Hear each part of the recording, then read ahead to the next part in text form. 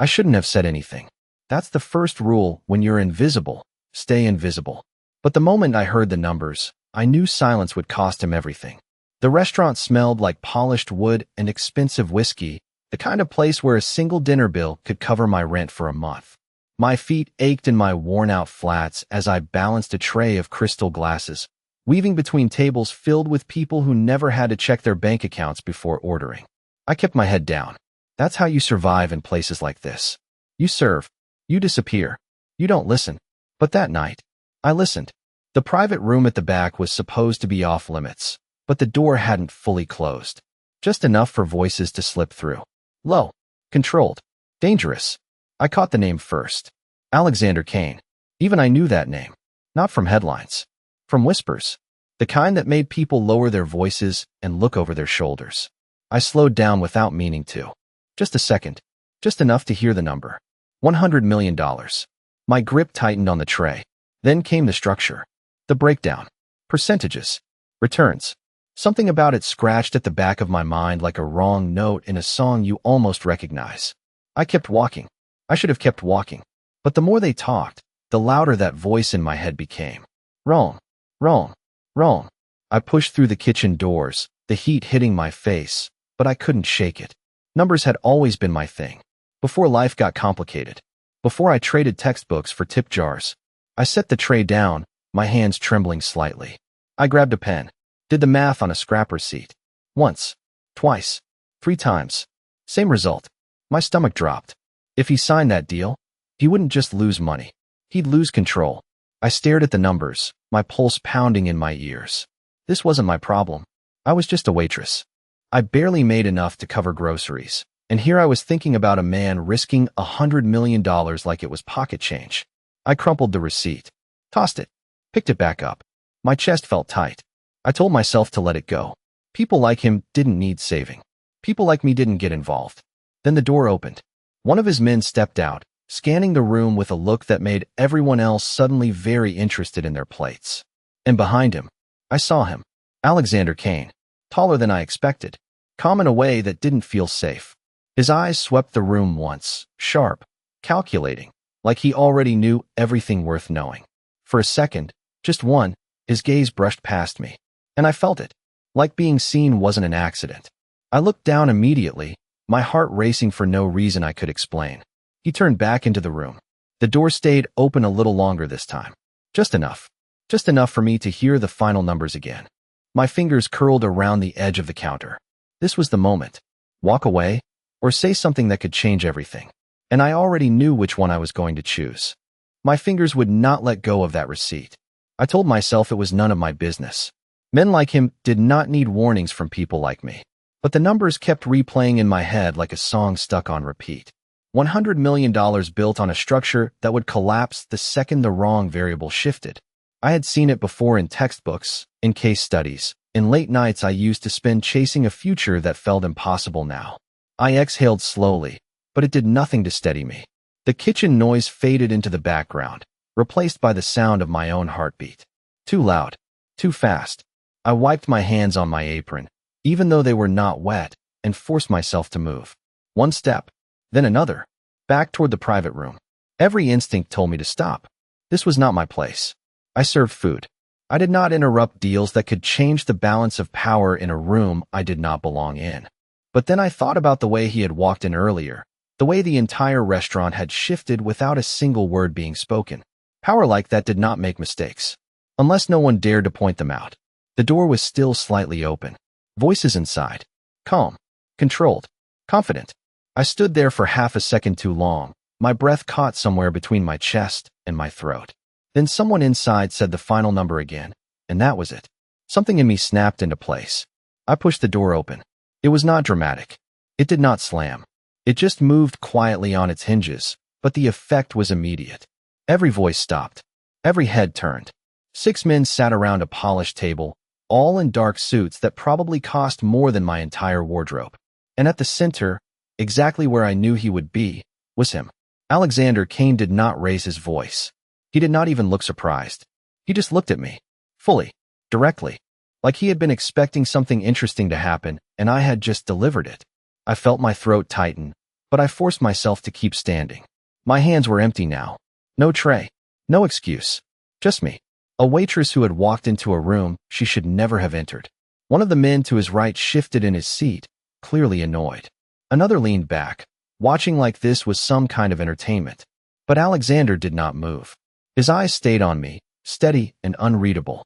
"You are in the wrong room," someone said sharply. I should have apologized. I should have backed out and pretended none of this had happened. Instead, I heard my own voice before I fully decided to speak. "That formula is wrong." Silence. Not the normal kind. The heavy kind that presses against your skin. I could feel every pair of eyes in that room on me now. Measuring. Judging. Waiting for me to realize what I had just done. My pulse pounded in my ears, but I did not look away from him. Not this time. Alexander's expression did not change, but something shifted in his gaze. Something sharper. "Explain," he said. Just one word. Calm. Controlled. But it landed like a command. My breath caught. This was the point of no return. I stepped forward slowly, my legs feeling unsteady, but moving anyway. The table was covered in documents, numbers, projections laid out in clean, confident lines. I reached for one page, hesitating for a fraction of a second before touching it. No one stopped me. That was almost more unsettling than if they had. I pointed to a section near the bottom, my fingers steady despite everything else. "Your return projection assumes a fixed rate here," I said, my voice quieter than I wanted, but still clear enough. "But the structure you are using ties it to a variable index.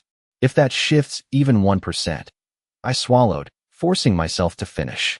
"You do not lose a fraction. You lose control of the entire position." I let the words hang there. No one spoke. No one moved. And for the first time since I walked in, I wondered if I had just made the biggest mistake of my life. I waited for someone to laugh, or dismiss me, or tell me to get out before I embarrassed myself further. But no one did. The silence stretched, heavy and deliberate, like the room itself was holding its breath. I could feel it in my chest, tight and sharp, but I did not move my hand from the paper. If I pulled back now, I would lose whatever fragile credibility I had created in those few seconds. One of the men across the table leaned forward slightly, his eyes narrowing as he followed where I was pointing. He picked up the document, scanned it quickly, then slower the second time. His jaw tightened. That was the first crack. Small, subtle, but I saw it. Another man reached for a tablet, tapping through numbers with increasing urgency. The calm confidence from before was gone, replaced by something else. Something uncertain. I kept my focus on the page, not on them. Not on the way the room had shifted. Not on the fact that I was still standing here when I should have been escorted out already. "Continue," Alexander said. His voice was still calm, but there was a different edge to it now. Sharper. Interested. I nodded once, even though my throat felt dry. "The structure looks stable because the initial rate is favorable," I said, forcing each word to come out steady. "But it is not locked. It floats. And the trigger point is buried here." I slid the paper slightly, aligning it so he could see clearly. My finger tapped once. "If the index moves, even slightly, your margin does not adjust fast enough. It reverses. And when it does, the loss compounds instead of stabilizing." I swallowed, aware that I was explaining something that could cost someone across this table a great deal of money. "It is not a bad deal," I added quietly. "It is just not the deal you think it is." The man with the tablet looked up sharply. "That is not correct," he said, but his voice lacked the certainty it had earlier. He turned the screen toward Alexander, scrolling quickly. "The projections account for," he stopped mid-sentence. His fingers froze over the screen. The numbers had caught up with him. I did not need to see it to know. I could feel the shift ripple through the room. Alexander did not look at the tablet right away. He looked at me. Completely. Like he was recalculating something that had nothing to do with money. "How do you know this?" he asked. It was not suspicion. It was something more precise than that. I hesitated for a fraction of a second, then answered honestly because anything else would sound like a lie. "I studied finance," I said, before I could not afford to anymore. The words felt small compared to the weight of everything happening around them, but they were true. And for some reason, that mattered in this moment. His gaze did not soften, but it changed.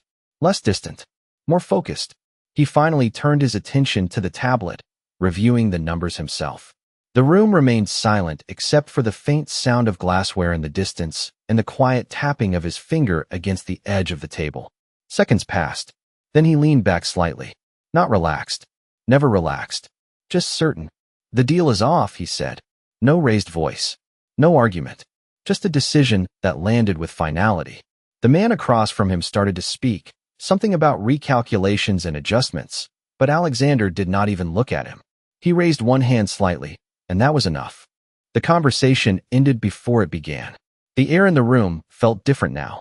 Lighter for him. Heavier for everyone else. My heart was still racing, but for a different reason now. I had not been dismissed. I had not been ignored. I had been heard. And that realization hit me harder than anything else.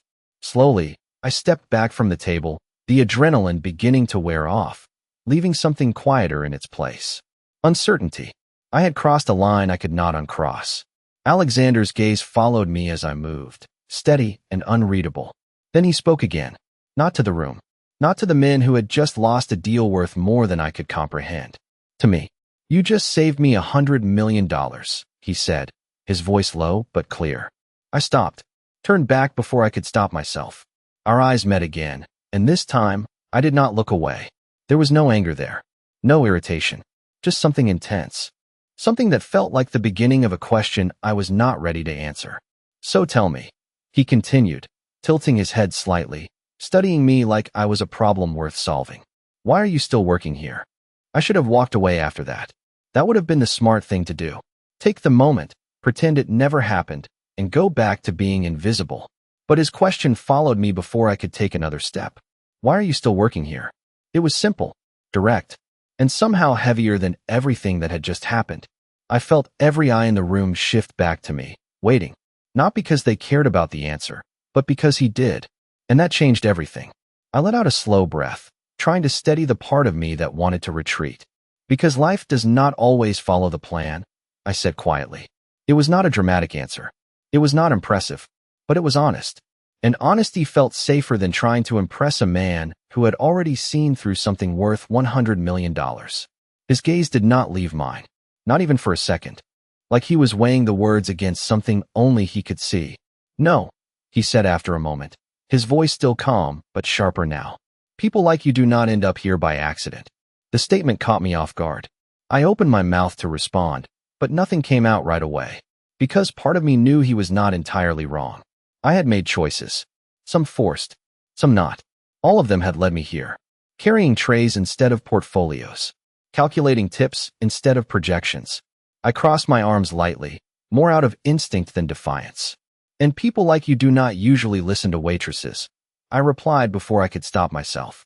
The words hung there, bold and dangerous, and for a second I wondered if I had just undone everything I had gained. But instead of anger, something else flickered in his expression. Not quite a smile, not quite approval, something more controlled than that. I listen when it is worth listening, he said. The room remained silent, the other men now nothing more than shadows around the edges of the moment. This was no longer about them. It was about me, and him, and a line I had already crossed. He stood up then, slow and deliberate, his chair barely making a sound against the polished floor.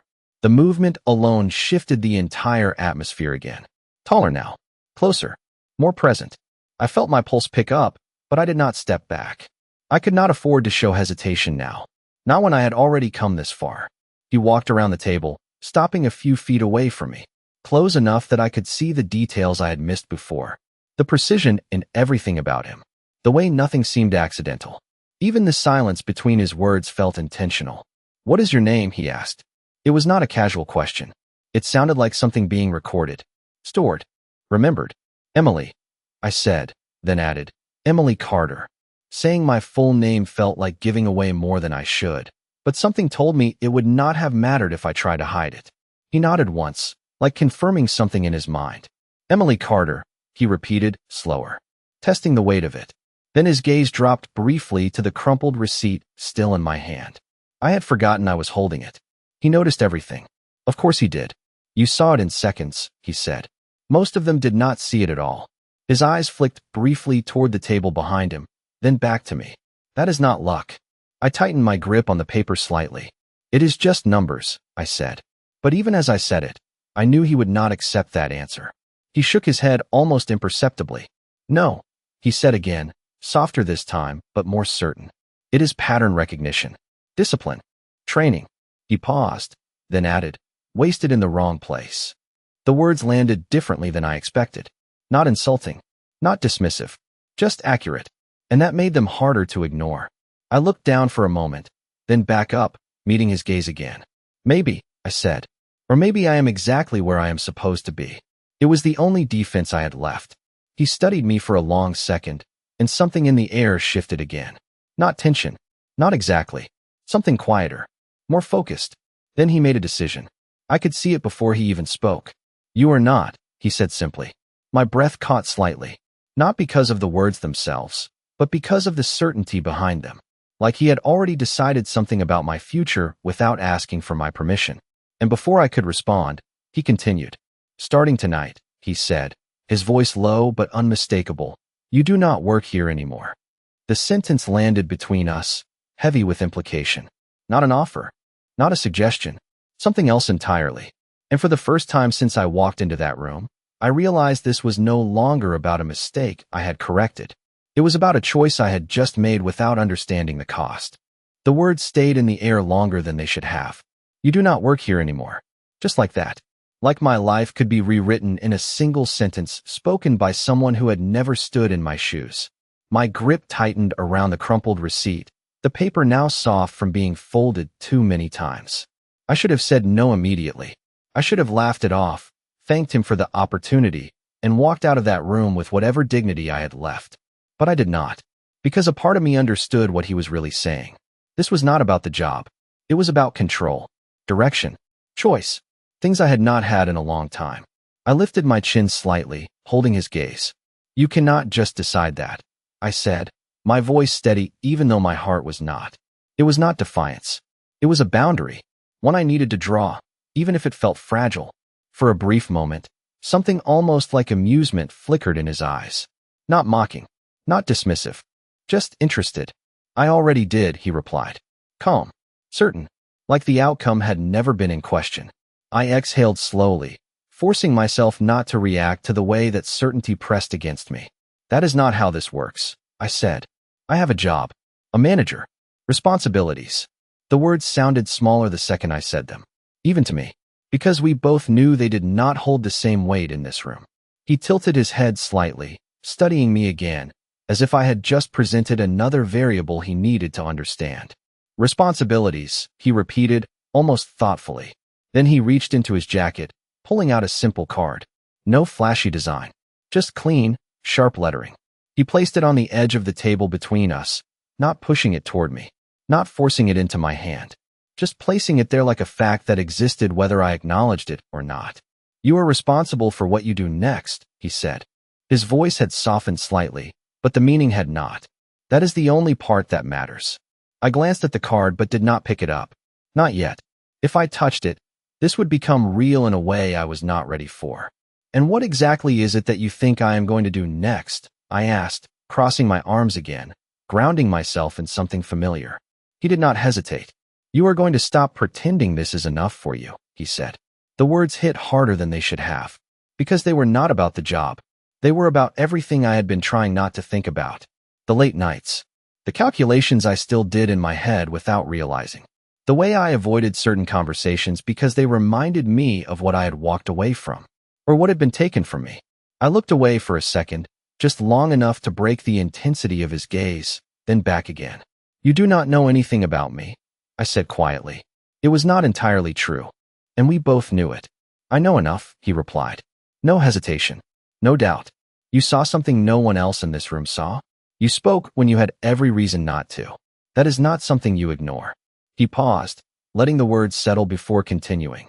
And it is not something I ignore either. The weight of that statement pressed in around me.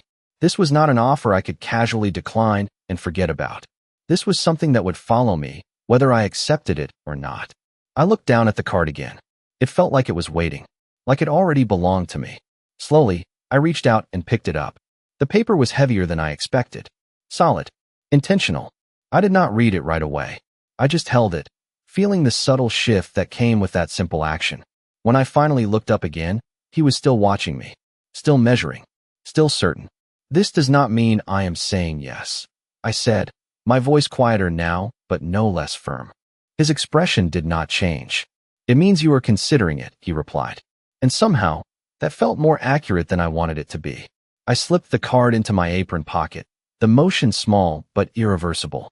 "I still have a shift to finish," I added, because I needed something normal to hold on to. Something grounded. For the first time, he stepped back slightly, giving me space. Not dismissing me, not releasing me, just allowing the moment to breathe. "Finish it," he said. He paused briefly, his eyes locking onto mine one last time. "But do not take too long deciding what comes after." I turned to leave that room, and the noise of the restaurant slowly returned around me. Then I realized something I had not expected. Walking back out felt harder than walking in. Because this time, I knew I was not the same person who had opened that door. I thought going back to work would feel normal. It did not. The moment I stepped out of that room, the noise of the restaurant rushed back in. Plates clinked. Conversations murmured. Music hummed low through the room. But everything sounded distant, like I was hearing it through water. My hands moved on autopilot, picking up a tray, refilling glasses, nodding at customers. But my mind stayed somewhere else entirely. In that room. With him. With that card sitting in my pocket like it weighed more than it should. I kept telling myself nothing had changed.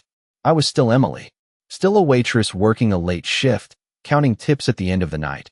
Walking home under streetlights that flickered more than they should. But that was not true anymore. Because now I knew there was another option. And knowing changes everything. "Emily," my manager called from across the floor, his voice sharper than usual. "Table 7 has been waiting." I blinked, realizing I had been standing still for too long. "Right?" I said quickly, forcing myself to move. "Focus. Just finish the shift." That was the plan. Simple. Safe. I approached the table with a practiced smile, the kind that did not require thinking. "Can I get you anything else?" I asked, my voice steady even though my thoughts were not. The couple nodded, barely looking up, and I turned away before they could notice anything off. Back to the kitchen. Back to motion. Back to routine.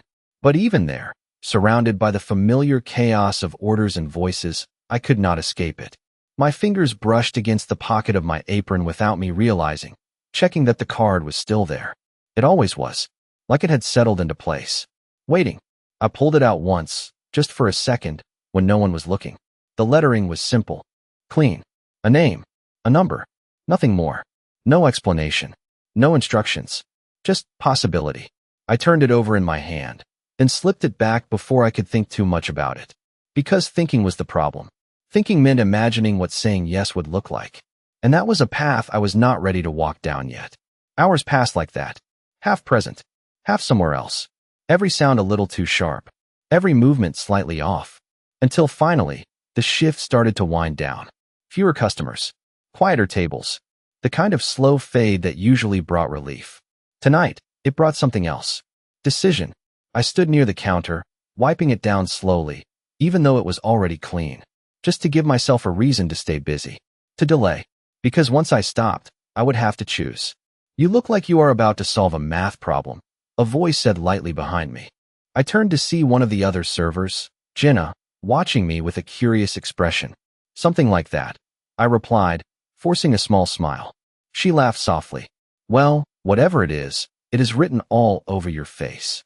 She nudged my arm gently before heading back to her section, leaving me alone again with my thoughts. I exhaled slowly, setting the cloth down. She was right. This was written all over me now. I could not pretend it was not there. I reached into my pocket again, pulling the card out one more time. This time, I did not just glance at it. I looked, really looked, memorizing the name, the number, the weight of what it represented. My heart picked up, not with fear exactly, but with something close to anticipation. I hated that part. The part that was curious. The part that wanted to know what would happen if I stepped outside the lines I had been living inside for so long. I closed my eyes for a brief second, letting the noise of the restaurant fade again. Then I made a decision. Not a final one. Not yet. But a step. I reached for my phone, my fingers hovering over the screen for a moment longer than necessary. Then, slowly, I typed in the number. I did not press call. Not yet. I just let it sit there, real and undeniable. A choice waiting to be made. And for the first time that night, I realized something else. This was no longer about him offering me something. It was about whether I was willing to take it. I stared at the screen longer than I should have. The number sat there, quiet, almost ordinary, like it did not have the power to change everything. My thumb hovered just above the call button, close enough to feel the heat from the screen, but not close enough to commit. Around me, the restaurant was closing down. Chairs stacking, lights dimming, the kind of slow ending that usually meant relief. Tonight, it felt like a countdown. I told myself to breathe. In, out. Simple. Controlled. The way I used to before exams, before presentations, before moments that actually mattered. But this felt different. This was not a test I could study for. This was a line I could not uncross. You are still here. My manager's voice cut through my thoughts. I looked up, blinking as the moment cracked. Yeah, I said quickly, locking my phone and slipping it into my pocket. Just finishing up. He nodded, distracted, already moving on to the next thing. That was how it always worked here. No one stayed still long enough to notice anything deeper. Except tonight. I was the one who could not move forward. I grabbed my bag from the back, the familiar weight grounding me slightly. Coat, keys, routine. I followed the others out through the side exit, stepping into the cool night air. The city felt different at this hour. Quieter, sharper, every sound more defined. The distant hum of traffic, the flicker of a streetlight overhead. I stood there for a moment, just outside the door, letting the cold settle into my skin. This was my world. This street. This routine. Predictable. Safe. I could walk away right now. Go home. Sleep. Wake up tomorrow and pretend none of this had happened. That option still existed. Barely. Before I could move, the side door opened again behind me. My manager stepped out with the trash bag in one hand and his keys in the other. He stopped when he saw me still standing there. For a second, his irritation was obvious. Then his eyes dropped to the card in my hand, and the irritation vanished so quickly it scared me more than if he had yelled. He looked toward the street, then back at me, lowering his voice. Emily, whatever happened in that room tonight, you should be careful. I stared at him. What does that mean? He swallowed once, the movement small but visible. This was a man who complained about napkin costs like they were national emergencies, and now he looked afraid to say too much under his own awning.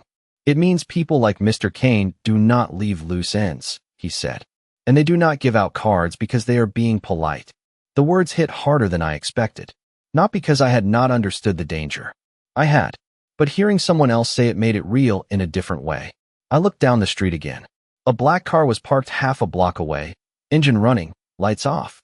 I had not noticed it before. Maybe it had just arrived. Maybe it had been there the whole time. Either answer made my pulse tighten. Did he tell you to say that? I asked. My manager shook his head immediately. Too quickly.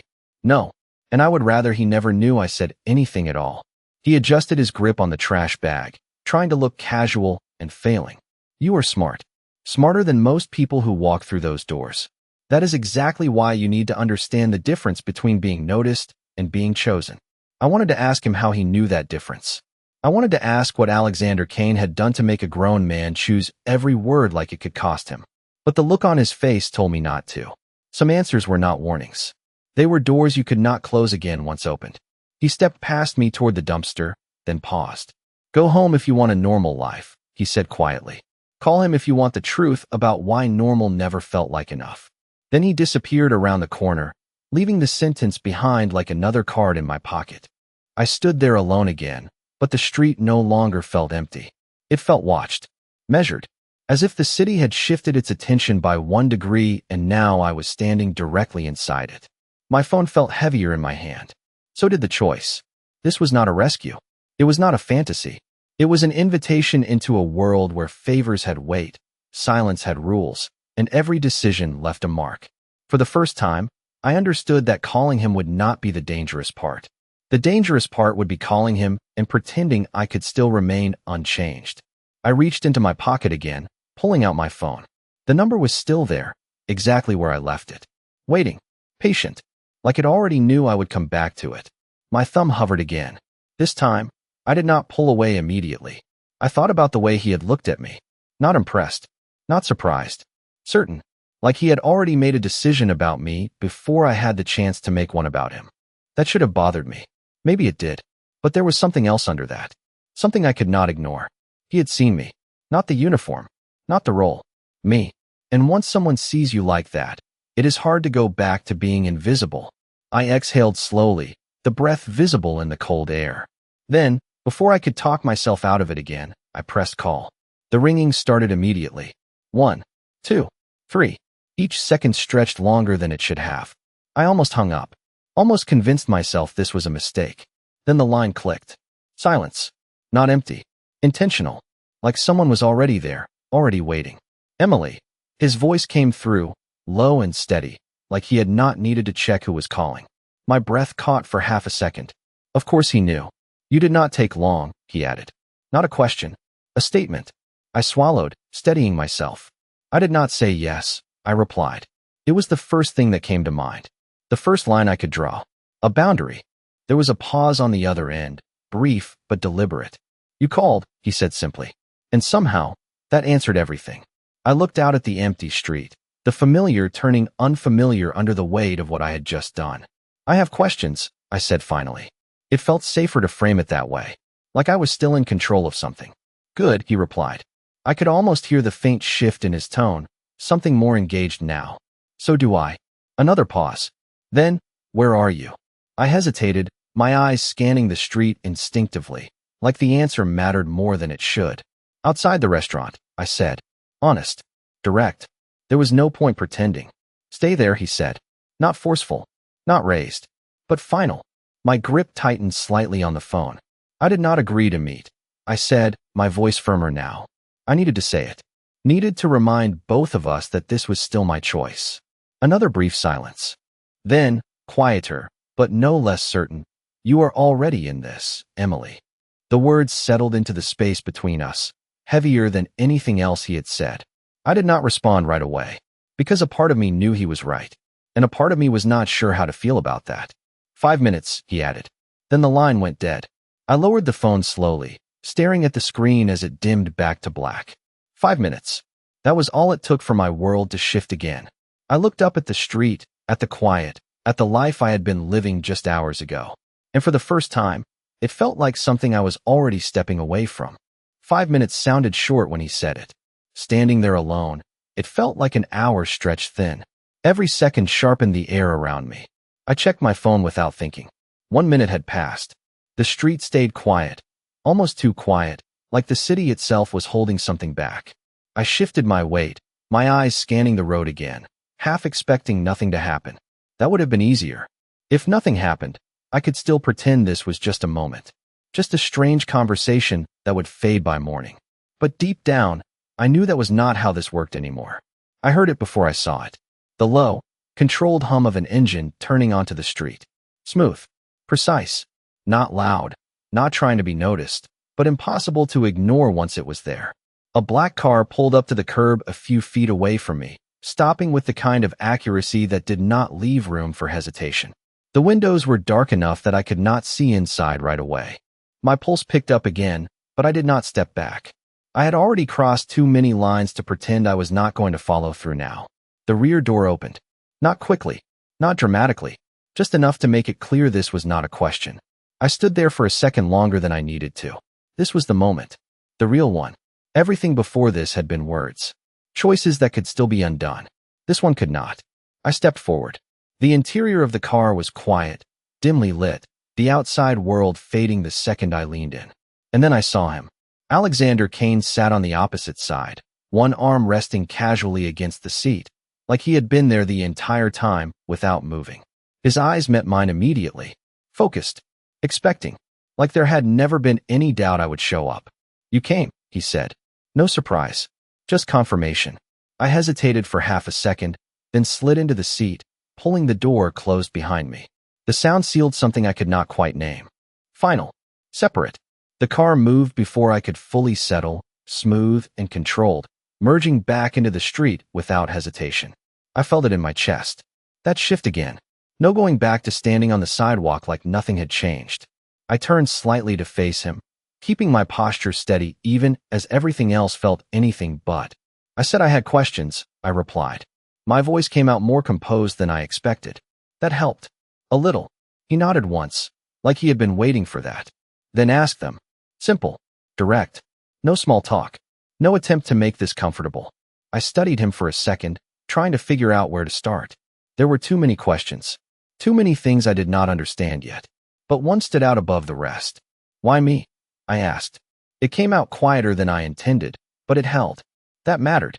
His gaze did not shift. Not even slightly. Because you saw what no one else saw, he said. The answer was immediate. Practiced, almost. But not empty. That is not enough? I said, shaking my head slightly. There are people with more experience. More training. People who actually belong in your world. I held his gaze, forcing myself not to look away. I do not. For a moment, he said nothing. Just watched me, like he was measuring something deeper than the question itself. Then he leaned forward slightly, closing the distance just enough to make the space between us feel intentional. You think this is about belonging, he said quietly. It is not. I frowned slightly, not understanding. He continued before I could respond. It is about instinct. Decision. Timing. Each word landed with precision.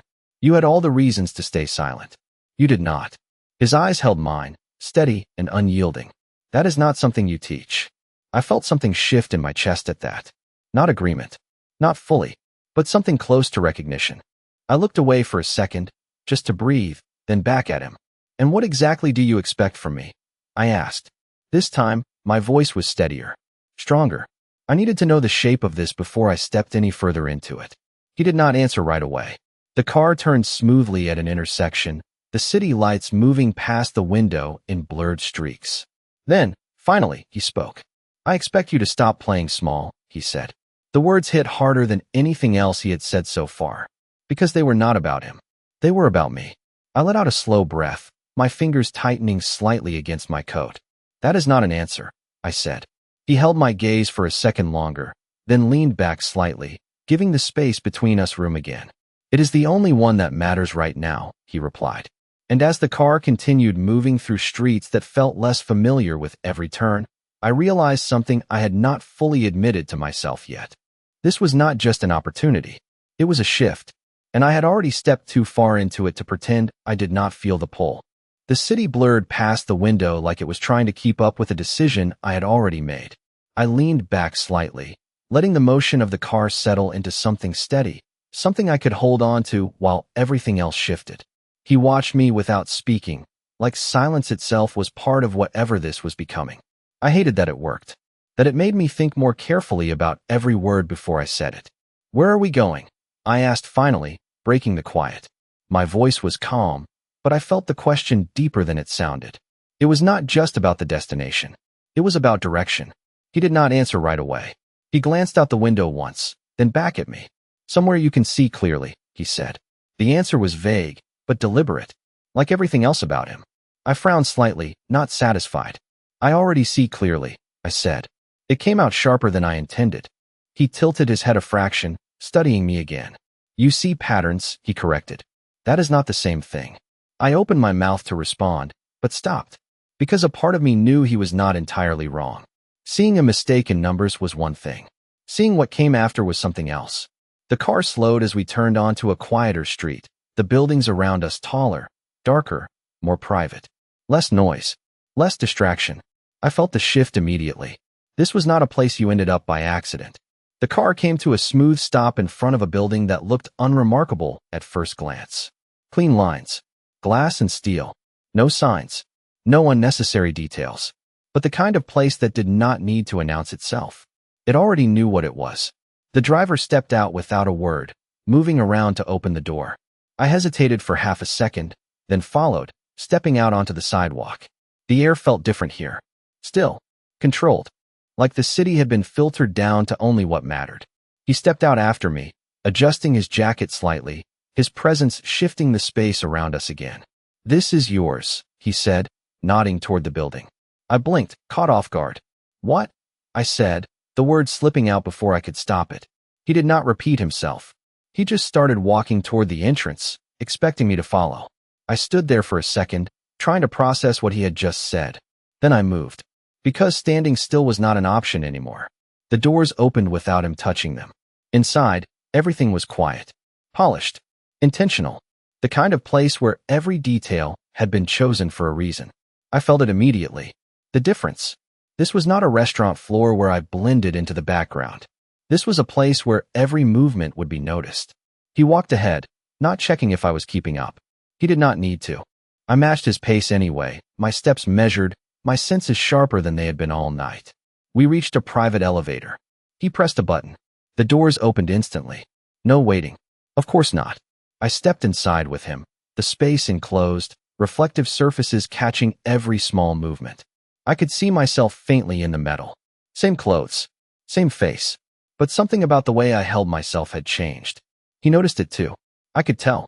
You are already adjusting, he said quietly. Not a compliment. An observation. I met his gaze in the reflection. I am paying attention, I replied. The elevator began to move, smooth and silent, rising without a sound. He watched me for a moment longer, then nodded slightly. Good, he said, because what comes next requires it. The words settled in my chest, heavier than I expected. Not threatening, not forceful, just certain. The elevator slowed, then stopped. The doors opened to a space that felt different from anything I had stepped into before. Open, structured, screens, glass, light. Information moving quietly in the background like a living system. I took a step forward without thinking, drawn in by the clarity of it. This was not chaos. This was control. I felt it immediately.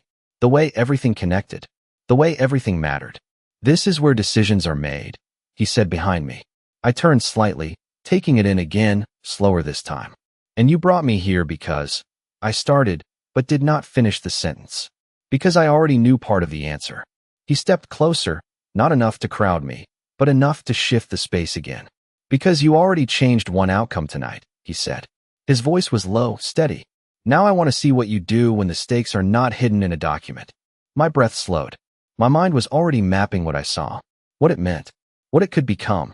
This was not a test I had prepared for, but it was one I understood. I turned back toward the room, toward the screens, toward the patterns waiting to be read. And for the first time since this started, I did not feel like I was stepping into something unfamiliar. I felt like I was stepping into something I had been away from for too long. I did not wait for him to tell me where to look. My eyes were already moving, scanning the screens, the data, the flow of information layered across glass panels and projections that shifted in real time. Numbers, trends, movement. It felt familiar in a way that caught me off guard. Not because I had seen this exact setup before, but because my mind knew what to do with it. Patterns started forming almost immediately. Connections, weak points. I stepped closer to one of the main displays, my focus narrowing as everything else faded out. The noise of the room disappeared. The presence behind me disappeared. It was just the data now. Clean, precise, waiting to be understood. What am I looking at? I asked, even though part of me was already answering the question internally. He did not rush to respond. Active positions, he said after a moment. Multiple sectors, multiple timelines. I nodded slightly, my eyes still moving. That made sense. The structure was complex, but not chaotic. Everything had a purpose. Every number connected to something else. But there was tension in it. I could feel it. A subtle imbalance that did not belong. My hand lifted without me realizing, hovering near the glass as if touching it would make the patterns clearer. This one, I said, my voice quieter now, more focused. I pointed to a segment that looked stable at first glance. Strong returns. Clean progression. But the rhythm was off. Slightly. Enough to matter. It is being pushed too hard, I added. He stepped closer, just within my peripheral awareness, his attention shifting to where I was pointing. Explain, he said again. Same word. Same tone. But this time, it felt different. Less like a test. More like an expectation. I exhaled slowly, organizing the thought as it formed. The growth curve is aggressive, I said. It looks controlled because the numbers are smoothing the volatility, but the underlying movement is not matching the projection. I tapped lightly against the glass. Something is compensating. Artificially. I pulled my hand back, crossing my arms slightly as I stepped back to take in the full picture again. If it keeps going like this, it will hold for a while. Then it will break. And when it does, it will not be gradual. Silence followed. Not the uncertain kind from before. The deliberate kind. I could feel his attention shift again, sharper now. More focused. How long? He asked. I tilted my head slightly, recalculating quickly. Not long, I said. Days. Maybe less, depending on what triggers it. I hesitated, then added. It is not visible unless you are looking for it. That part mattered, because it meant someone had either missed it or ignored it. I turned slightly, meeting his gaze again. Did you already know? I asked. It was not an accusation, just a question. He held my eyes for a moment, then shook his head once. No, he said simply. There was no hesitation in it. No attempt to soften the answer. Just truth. That told me more than anything else. I looked back at the screen, the pieces settling into place in my mind. Then whoever set this up either made a mistake, I said slowly, or assumed no one would catch it in time. I let that hang for a second. Then I added, quieter, that is a risk. He did not respond immediately. Instead, he stepped closer to the display, his posture shifting slightly as he took in the information from a new angle. I watched him, the way he processed things without overreacting, without rushing. Controlled. Always controlled. After a moment, he reached out and adjusted something on the panel, pulling up a deeper layer of data. The patterns shifted again. Clearer now. And there it was. The flaw. Subtle. Hidden beneath layers of stability. But undeniable once you saw it. I felt a small shift in my chest. Not pride. Something quieter. Recognition. You are right, he said. The words were simple, but they carried weight. He turned slightly, looking at me again. Not surprised. Not impressed. Just certain. Like this was exactly what he had expected to find when he brought me here. What would you do? He asked. The question landed differently this time. Not hypothetical. Not casual. Real. I took a breath, my eyes moving back to the screen, already mapping out possibilities. Adjustments. Corrections. Outcomes. It depends, I said slowly. If you want to protect it, you need to rebalance before the trigger point. Reduce the pressure. Let it stabilize naturally. I paused, then added, if you want to control it. I looked back at him, holding his gaze. You let it get close to breaking. Then you move before anyone else realizes what is happening. The silence that followed felt different again. He did not speak right away. He just watched me, measuring something deeper than the answer itself. Then, finally, he nodded once. Good, he said. And something in that single word shifted everything again. Because this was no longer about whether I belonged here. It was about what I was going to do with the fact that I did. The word stayed with me longer than it should have. Good. Not praise. Not approval. Something else. Something that felt like a door opening without asking if I was ready to walk through it. I shifted my focus back to the screen. His attention stayed on me, steady and deliberate. He was not just listening to what I said. He was watching how I thought. That was new. And dangerous. If you move too early, you lose leverage, I said, continuing the thought before the silence could settle too deeply. My voice came out steadier now, more certain. If you wait too long, you lose control. I glanced at him briefly, then back at the data. So the timing matters more than the move itself. He did not respond immediately, but I saw the slight shift in his posture, the way he processed that. Not just hearing it, applying it. That was the difference. This was not theory to him. It was execution. And you know when that moment is, he said.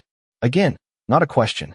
I hesitated for a fraction of a second, then answered honestly. I know what to look for, I said.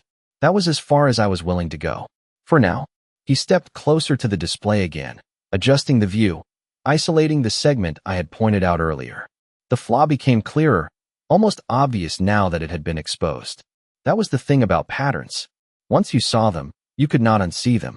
Most people miss this, he said, his voice quieter now, more reflective. They trust the surface. I nodded slightly. Because the surface is designed to be trusted, I replied. That is the point. I crossed my arms again, grounding myself as the weight of the room settled differently around me. I was not just observing anymore. I was involved. That realization pressed in slowly, but it did not scare me the way it should have. If anything, it sharpened something inside me that had been dull for too long. He turned toward me again, his gaze steady. And you do not trust it, he said. I met his eyes without hesitation. Not when something feels off, I replied. Numbers do not lie, but they can be arranged to mislead. A small pause. Then, almost without thinking, I added, people do that too. The words hung there for a second longer than I expected. I felt it immediately. The shift. Subtle but real. His expression did not change, but something in his eyes sharpened. Not anger. Not even surprise. Just recognition. Like I had said something that mattered more than I intended. Yes, he said quietly. Just that. Nothing more. But it carried weight. I looked back at the screen, needing to redirect the moment before it went somewhere I was not ready for. So what happens now? I asked, my voice returning to something more neutral, more controlled. He did not answer right away. Instead, he stepped past me, moving toward one of the main control panels. His hand hovered over the interface for a second, then began making adjustments. Subtle changes. Nothing dramatic. But I could see it immediately. The pressure easing. The structure shifting. Controlled. Intentional. He was not waiting. He was acting. I watched closely, my mind tracking each move, each adjustment, understanding the logic behind it as it unfolded. This was not guesswork. This was precision. We stabilize it, he said finally, his attention still on the screen. We remove the risk before it becomes visible to anyone else. I nodded slowly. That made sense. It was the safer move, the controlled move. But a part of me remembered what I had said earlier. About waiting. About leverage. I hesitated, then spoke anyway. That protects you, I said. But it also removes the opportunity. The words came out carefully, measured. I was not challenging him. Not directly. Just presenting the other side. He paused. Just for a second. Then he turned his head slightly, looking at me again. And what would you choose? He asked. This time, it was a real question. I could feel it. I took a breath, my eyes moving back to the data, then back to him. It depends on what you value more, I said. Certainty or advantage. The room felt quieter after that. Not empty. Focused. He studied me for a long moment, like he was weighing more than just the answer. Then, slowly, he stepped back from the panel, leaving the adjustments exactly where they were. Not fully stabilized. Not fully exposed. Balanced. On purpose. Then we do both, he said. His voice was calm, but there was something sharper underneath now. Decided. Final. I felt a small shift in my chest at that. Not surprise. Something closer to alignment. Because that was the move I would have made too. He glanced at the screen one last time, then back at me. You are not here by accident, he said. The words were simple, but they landed differently this time. Not as an observation.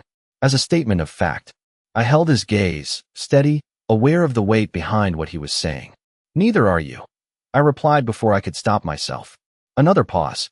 Then, just for a second, something almost like a smile touched the corner of his mouth. Not soft, not warm, but real enough to notice. No, he said quietly. I am not. And in that moment, standing there between data and decisions, I realized something I had not fully understood until now. This was not just about what I could do. It was about where I was standing when I did it. And that was already starting to change everything. The room did not feel the same anymore. It was still quiet, still controlled, but now there was movement underneath it. Subtle, intentional, like something had been set in motion that could not be undone. I stood there for a moment longer, my eyes still tracing the patterns across the screens, but my mind had already moved past them. It was not just about the data anymore.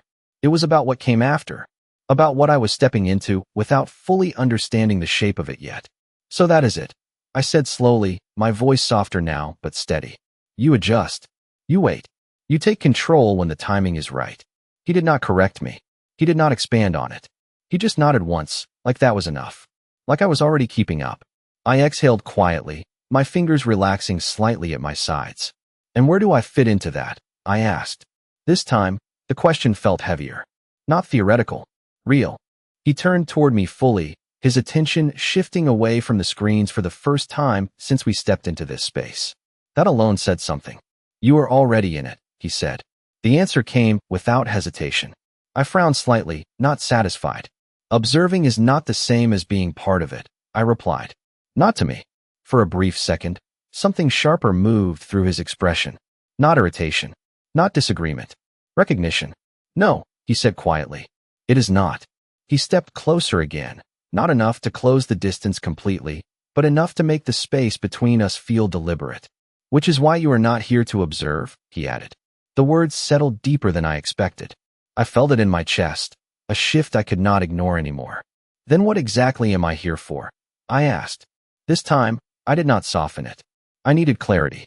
He held my gaze, steady and unyielding, like he had been waiting for me to ask that exact question. To decide, he said. Simple, direct, but not complete. I shook my head slightly. That is not an answer, I said. Decide what? He paused for a moment, just long enough to make the silence feel intentional again. Then he spoke. "Whether you want to keep standing on the outside of this," he said. He gestured slightly toward the room, the screens, the system that moved without hesitation, or step into it fully. My breath slowed. My mind caught up to the weight behind those words. This was not about a job. Not really. It was about alignment, direction, a different kind of life entirely. I looked away for a second, just to ground myself, then back at him. "And if I say no?" I asked. It was not defiance. It was necessity. I needed to hear it. His expression did not change. Not even slightly. "Then you walk away," he said. "And nothing happens." I searched his face for something more. A catch. A hidden condition. There was none. That was what made it harder. Because it meant the choice was real. Completely real. I let out a slow breath, my thoughts shifting inward for the first time since I walked into that restaurant earlier tonight. Everything had happened fast. Too fast. But this moment, this one felt still. Like time had slowed just enough for me to see clearly. I thought about the life I was leaving behind. The routine. The safety. The limitations I had accepted because they were easier than facing what I had lost. Then I looked at the room again. The structure. The movement.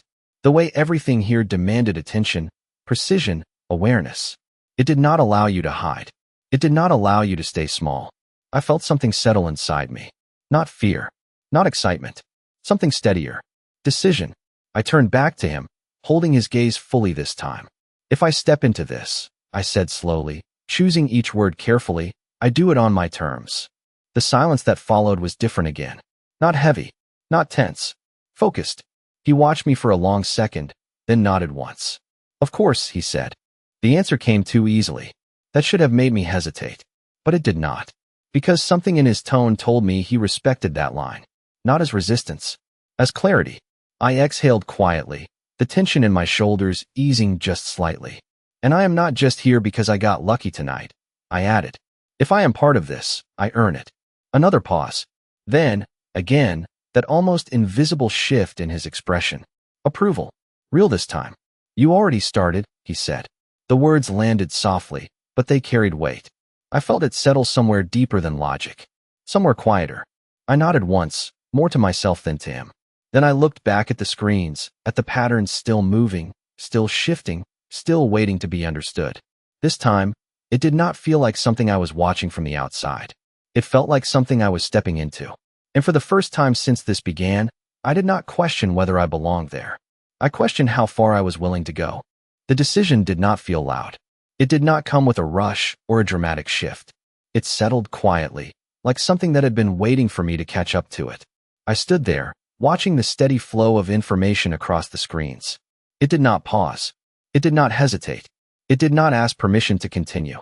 For the first time, I was not trying to keep up with it. I was moving with it. I let out a slow breath, then stepped closer to the main display again, my focus narrowing naturally, instinctively. "Show me the next layer," I said. The words came out without hesitation. Not a request. Not quite a command. Something in between. Something that felt earned. I did not turn to see his reaction. I did not need to.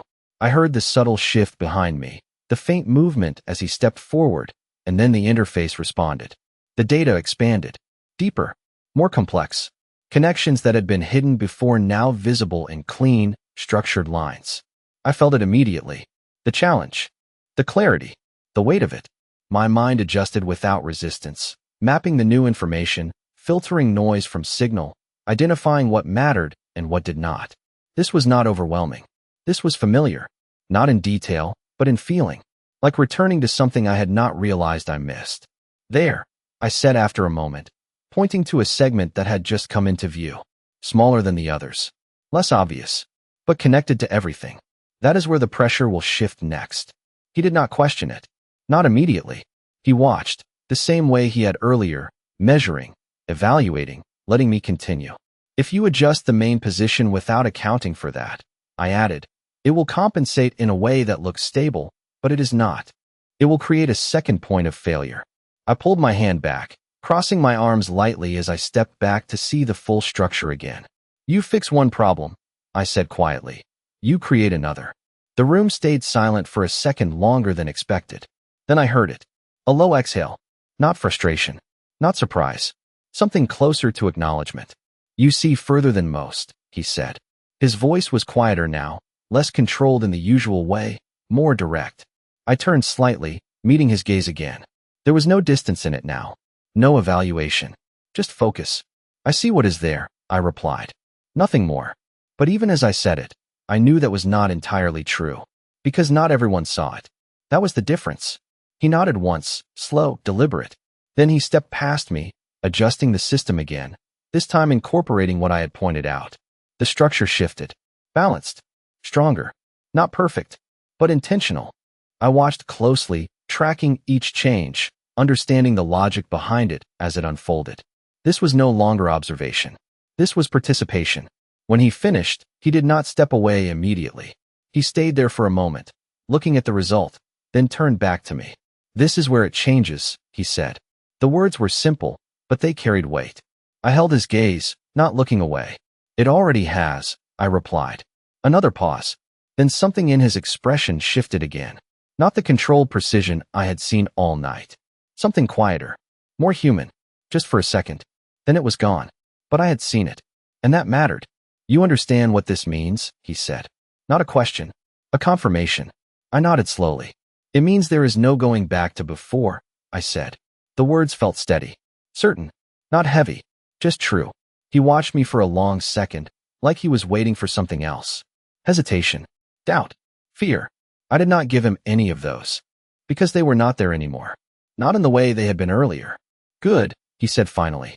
Then he stepped back, giving the space between us room again. Not distance. Just space. Then we moved forward. The phrase sounded simple. Almost ordinary. But in this room, in this moment, it meant something else entirely. I turned back to the screens one last time, taking in the structure, the movement, the system that no longer felt foreign. Then I looked away. Because this was not about watching anymore. It was about acting. I slipped my hands into my coat pockets, grounding myself in something small, something familiar, even as everything else shifted into something new. What is the first move? I asked. This time, there was no hesitation in my voice. No uncertainty. Just clarity. He did not answer right away. He just looked at me, steady, certain, like he had been waiting for that exact question from the moment I walked into that restaurant. Then, finally, he spoke. You already made it, he said. I felt something settle at that. Not confusion. Understanding. Because he was right. The moment I spoke up. The moment I stepped into that room. The moment I chose not to stay invisible. That was the move. Everything else was just the outcome. And standing there, between what I had been and what I was becoming, I realized something I had not expected. He may have opened the door, but I was the one who walked through it.